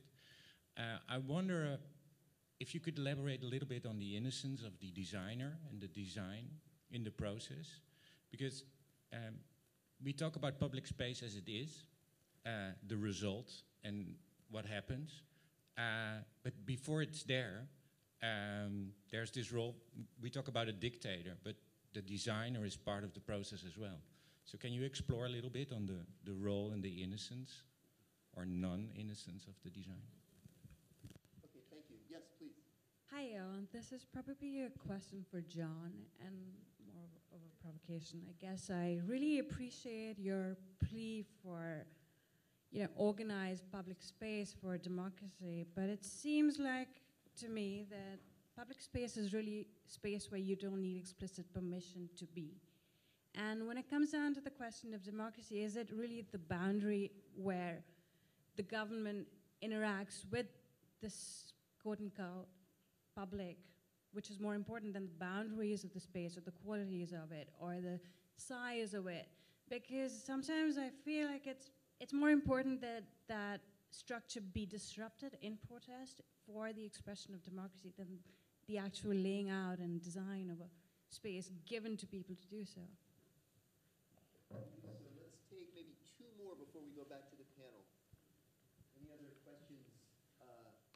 urgently, yes, please. Hi, my name is Sue Burrows. I'm wondering if I could build on the question of the gentleman back there from the Community Neighborhoods Association. I'm not representing a community group of any kind, but I'm interested in the role an uneducated public can bring in the formation of public spaces. If you're not, either as an individual, as a woman yesterday evening was seeking comment on something happening in Cambridge, or as a group, are there, where does the individual's input fit in? Thank you. Thank you very much. And one more in the back, yes. Great. Hi, my name is Ethel Sheffer. Here are two possible challenges to two different statements made. One is, and which is this first one, it was also made by L'Oreal and a designer who wrote about that, and that is, protest is well and good, and constitutionalism and the right to free speech should be defended. Encampment is not. That's an argument in that the encampment even challenges the right to the space, even by those who may agree with the ideology, and therefore prevents the use of the space. So that's one protest. The second one, I think, to Mr. Smith-Simon is that perhaps, and this has also been argued, that the people from Occupy who came out to help those who were devastated by Sandy in Rockaway, and their welcome by the people there, has almost nothing to do with ideology of the occupiers. It has to do with their greater efficiency and their belief that people should help other people. And you could say the same thing about the volunteers in Brooklyn who were more efficient than the government and who were religious. So the question of helping others in this devastation and their welcome may have less to do with ideology than with something else. So it's two different challenges to two different statements that were made by two people on the panel. Thank you, everyone, for your questions. So I would ask each member of the panel to maybe respond for about 2 minutes, give or take, because otherwise we start to spill into the time of the next panel. So let's start with Adrian this time.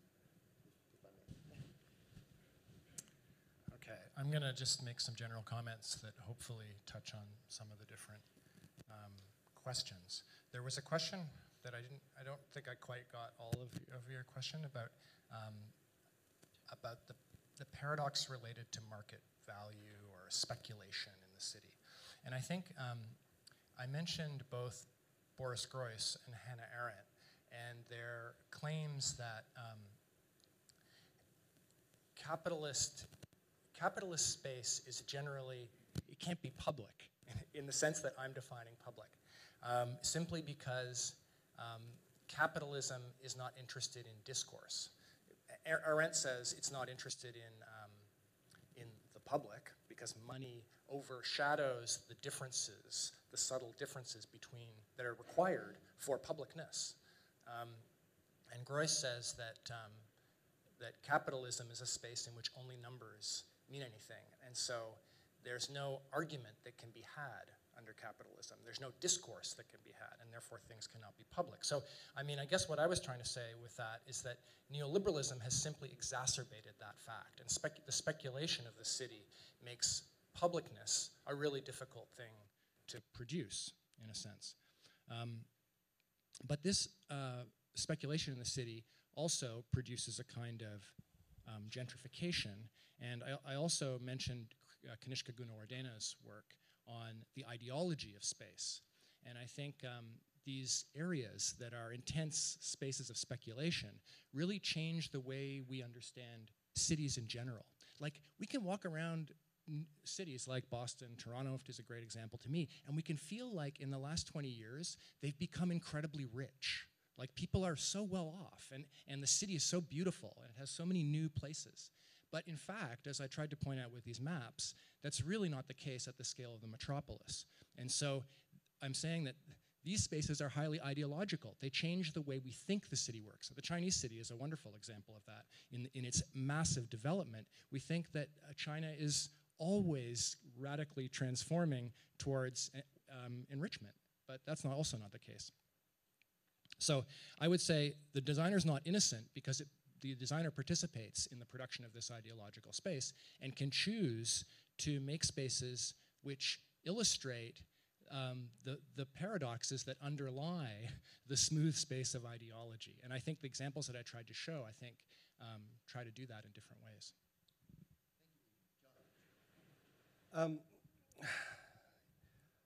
I think want to sort of make some general comments that I think are going to touch on several of these. One is about the idea that, perhaps we'll start with the idea of a rule-free space.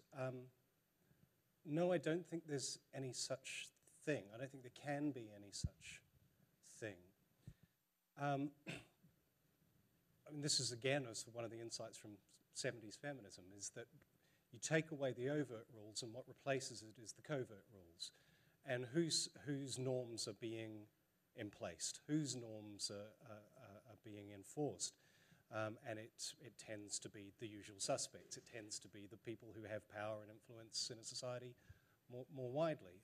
So feminist groups found that it was the white middle class educated women who were rising to the top and so forth, rather than the full variety of women that they were trying to engage. So for me, there's value in having explicit rules, because that then gives you something that you can engage with, and you can say, well, are these rules the best ones? Are these the ones that we're comfortable with? That gives it gives busy people something to grab hold of. If it's all implicit, if it's all up for grabs, then people don't have the time to engage with these things. They don't have the time to debate every little last detail, and so that then empowers the time rich and disempowers the time poor. I think of sort of riches and poverty, not just in monetary terms, but in time terms as well. And we tend to, a lot of participatory processes empower the time rich. That then has an impact on this, for me, that's, some of the questions were coming from what I think of as quite an individualist starting point. That am I free to act in certain ways in public space? Am I free to do what I want in public space? And in an urban setting, that just strikes me as self-evidently a problematic starting point, because what I do in a space is going to impact on somebody else. And I need to take that into account. And so there's a lot of debate in democratic theory about whether what we should be doing is thinking of democracy in terms of the aggregate of individual actions and aggregate of individual preferences, or whether we should think about democracy more in terms of coming to collective decisions, debating, deliberating about collective preferences. And that might then create a very different kind of public space. That might create different kinds of citizen who then create different kinds of spaces, who value different kinds of spaces. Sorry to interrupt you. I'm getting the signal that we need to wrap up. If you could give us another bullet point or two, and then Greg has a chance. It's either going to be a bullet point or a novel, so we'll stop there. Thank you very much indeed, John. So Greg, if I'll you try could to hit also, them quickly. Yeah. In no particular order, starting with the encampment versus speech, I think that those activists have been dissatisfied for a long time that the First Amendment meant that on Saturday you could go and protest in front of the state capitol when nobody was inside of it, and that the expression of First Amendment rights means actually having an effect. And I think encampment does that. There's a longer discussion to be had about encampment, but it's not off the table. In terms of the ideology with Occupy Sandy, I think you're right. What people saw was efficiency and mutual aid, but that is the core ideology of this anarchist movement, right? That mutual aid is the way you should organize things, and that they're more efficient than the state. And it shifted the discussion from a state-centric one, which would have complained that the state response failed, to an anarchist one that presumed the state failed and then took place. And I think that the fact that government hasn't been criticized more for the response is in part because Occupy has framed it in this clearly sort of anarchist way. In terms of a rule-free space, I guess I would agree with John. You can design a park that doesn't have any rules posted, but most rules in any public space are the user-developed and enforced ones. I mean, there are 1 million people at the beach. It's organized not because of the 6 lifeguards in bathing suits, right? They just don't hold down order. And I think that these autonomous spaces are always an interesting example of that because these implicit rules come out. They're not always the usual characters, but it was interesting in Occupy, for instance, to see the organizers realize that they had to come up with rules about drug abuse, right? Because the cops couldn't come in, but they also didn't want people using certain kinds of drugs in the space, and so you develop these implicit rules. So I think you could build a park that had no rules. They wouldn't have your rules. They would just have these implicit rules. I think that there's interesting stuff that you can do with that. And then in terms of the innocence of the designer, I was going to say, Fred was last night sort of blaming designers for lousy public spaces. And I do want to give designers a pass in that my research found that when you looked at the best and worst public spaces in New York, what was consistent was not the designer, the architects and planners. The same people, literally the same people, designed the best and worst public spaces. What was consistent was who the developer was. And architects can explain to you very clearly and explicitly the instructions they get from developers about what kind of space they want and how that shapes their design. That doesn't, I don't know if there's innocence there, right? There's a degree to which you go along with the program or provide alternatives, and maybe this comes to the question over on the right there about the role for the public. There's the opportunity to, the degree to which you have maneuver, I think, comes from the degree to which you can identify other interest groups that will support other sorts of plans, right? And the degree to which you do that is the degree to which you actually have the capacity to design as opposed to just do what, the Uris brothers asked you to. Wonderful. Thank you all very much for a very stimulating round of questions. And thanks to Greg, John, and Adrian for setting off the day on a very interesting track. So I think we owe them a round of applause.